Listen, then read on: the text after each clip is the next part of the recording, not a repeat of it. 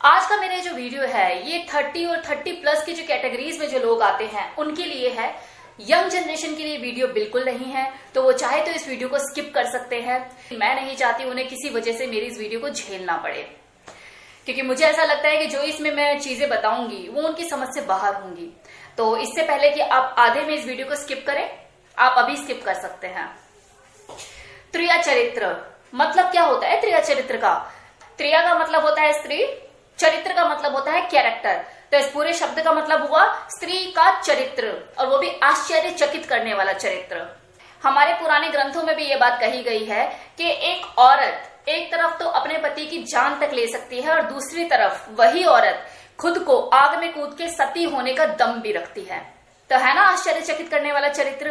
तो इसी चरित्र के ऊपर हम बात करेंगे कि त्रिया चरित्र कहते किसे हैं। इसी तरह से मनुस्मृति, जो कि हमारा एक पुराना ग्रंथ है, उसमें भी ये बात लिखी गई है कि जितना एक आदमी का भाग्य पढ़ना मुश्किल है, आप नहीं बता सकते कि आदमी के डेस्टिनी में क्या लिखा है, इसी तरह से एक औरत का चरित्र समझना बहुत मुश्किल है। तो ये तो रही वेदों पुराणों की बात, लेकिन आज के दौर में त्रिया चरित्र का क्या मतलब है इसको समझ लेते हैं। तो त्रिया चरित्र मतलब कि स्त्री का वो नाज नखरा, वो प्रेम का जादू जो मर्दों से अपनी जिद पूरी करवा ले, तो मतलब वो जो स्त्री है वो त्रिया चरित्र है। इस तरह की जो औरतें होती हैं वो बहुत ही आसानी से किसी भी आदमी का माइंड कंट्रोल कर लेती है। वो बहुत ही ज्यादा पावरफुल होती हैं, डोमिनेटिंग होती हैं, मल्टीपल पर्सनालिटी की मालकिन होती है। मतलब वो बॉडी से तो फीमेल होती है लेकिन माइंड से मेल होती है। ताकि औरत किसी भी आदमी को डोमिनेट करने का, अपने इशारों पे नचाने का दम रखती है। और आदमी नाचते हैं, ऐसा नहीं है कि आदमी नहीं नाचते, नाचते हैं। वो किसी भी आदमी को डोमिनेट कर सकती है, उससे उठक बैठक करवा सकती है, उसे अपने दम पे नचा सकती है। हमारे पुराने ग्रंथों में भी ये बात कही गई है कि एक त्रिया चरित्र औरत के सामने एक पुरुष जो होता है वो पावरलेस वीपन की तरह होता है। आई मीन कि चाकू तो है लेकिन बिना धार का चाकू है। तो इस स्टेटमेंट से एक बात तो साफ हो जाती है कि हर आदमी मेल होता है, लेकिन हर मेल आदमी हो ये जरूरी नहीं। अपने आजू बाजू जरा नजर घुमा के देखिए, आपको ऐसी कितनी औरतें देखने को मिल जाएंगी जिनके हस्बैंड को देखकर आप बोलते हो कि यार क्या है ये, गुलाम बना फिरता है, आगे पीछे घूमता रहता है इसके दुम हिला के। तो यार वो गुलाम नहीं है उसका, वो मजबूर है उसके आगे, चल नहीं पाती उसकी। त्रिया चरित्र औरत से पाला पड़ गया उसका, हर बात उससे पूछकर चलता है, अपने हिसाब से कोई डिसीजन नहीं ले सकता, खाना पीना सब चीजों का हिसाब उसे देना पड़ता है। और ये खासकर उस सिचुएशन में ज्यादा होता है जब हस्बैंड जो होता है उस औरत का वो सबमिसिव नेचर का होता है। अब इस त्रिया चरित्र वाली औरतों में भी ना दो तरह की वैरायटी पाई जाती है। फॉर एग्जाम्पल, बेटा मूवी तो सभी ने देखी होगी, वही अनिल कपूर और माधुरी दीक्षित वाली, जिसमें दो औरतों की लड़ाई दिखाई गई है। एक तो अरुणा ईरानी और दूसरी माधुरी दीक्षित। दोनों ही सेम कैरेक्टर की हैं, दोनों ही त्रिया चरित्र हैं, दोनों ही माइंड गेम खेलती हैं, दोनों ही डोमिनेटिंग नेचर की है।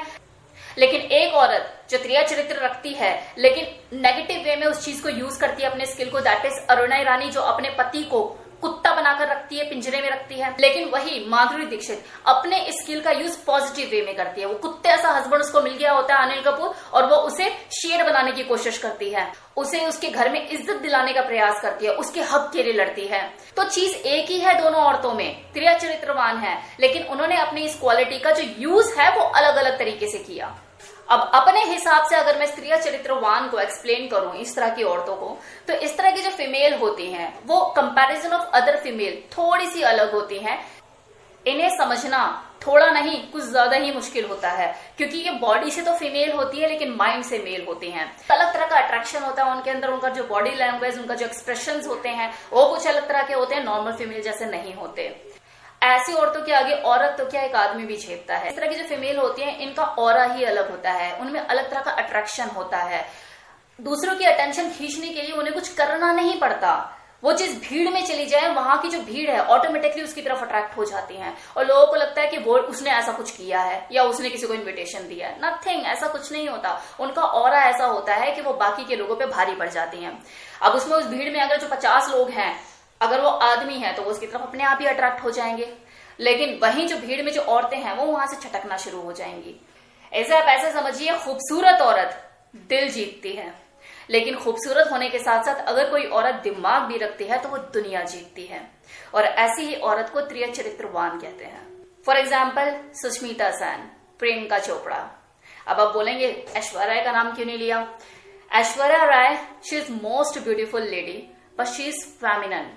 वो बॉडी से भी फीमेल है और माइंड से भी फीमेल है, तभी अभिषेक बच्चन के साथ निभा पा रही है। आप सुष्मिता सेन को रिप्लेस करके देखो जरा अभिषेक बच्चन के साथ, ओवरकम कर जाएगी वो अभिषेक बच्चन की पर्सनालिटी को, नजर ही नहीं आएगा उसके सामने। प्रियंका चोपड़ा को रिप्लेस कर दो ऐश्वर्या राय के साथ, अभिषेक बच्चन दूर दूर तक नजर नहीं आएगा। क्यों? क्योंकि त्रिय चरित्रवान औरत है। वहीं ऐश्वर्या राय इतनी ब्यूटीफुल होने के बावजूद भी अभिषेक बच्चन को ओवरकम नहीं कर पाती। क्यों? क्योंकि वो फेमिनिन है, वो डोमिनेटिंग नहीं है। लेकिन वही सुष्मिता सेन और प्रियंका चोपड़ा डोमिनेटिंग पर्सनालिटी है।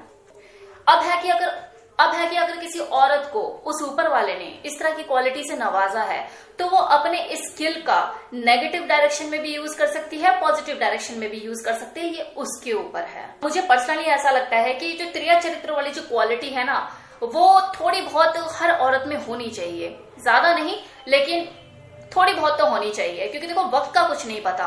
एक औरत जो बहुत ही कंफर्टेबल लाइफ जी रही है अपने हस्बैंड के साथ, अपने बच्चों के साथ, वक्त का कुछ नहीं पता कि कल को क्या हो जाए। अगर मान लो हस्बैंड कुछ ऐसा हो जाए, कोई मिसहैपनिंग हो जाए हस्बैंड के साथ, एक्सीडेंट हो जाए, पैरालाइज हो जाए, कुछ भी हो जाए, तो उसका तो लाइफ का स्ट्रगल शुरू हो गया ना, खुद को पालने का और अपने बच्चों को पालने का। तो ऐसे में ना चाहते हुए भी उसे त्रिया चरित्र वाला एटीट्यूड अपनाना ही पड़ेगा। और एक नॉर्मल औरत के लिए इस तरह का एटीट्यूड अपनाना बहुत मुश्किल होता है। इस पुरुष प्रधान समाज में एक औरत का अपने दम पर अपना वजूद कायम करना बहुत मुश्किल है। इसलिए मैं कहती हूँ जो त्रिया चरित्रवान वाला एटीट्यूड है ना, ये थोड़ा सा हर औरत में होना चाहिए, ताकि वो किसी के भी हाथों मिसयूज ना हो पाए। अब जिस औरत को उस ऊपर वाले ने इस क्वालिटी से ओवरलोडेड कर दिया है, मतलब ये त्रिया चरित्रवान कैरेक्टर से कूट कूट के उसके अंदर भर दिया है, तो उसके तो क्या कहने, उसे तो कितनी ही जगह पे खामियाजा भी भुगतना पड़ता है।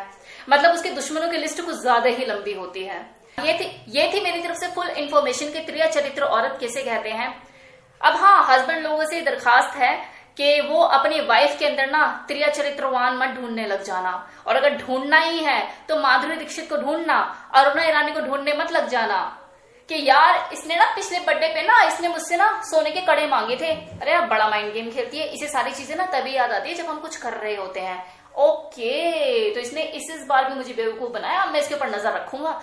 तो ऐसा मत सोचिए, आपकी जो वाइफ है वो आपकी जीवन साथी है, थोड़ा बहुत तो चलता है यार। कैसा लगा वीडियो बताना मत भूलिएगा कमेंट सेक्शन में। Thank you so much.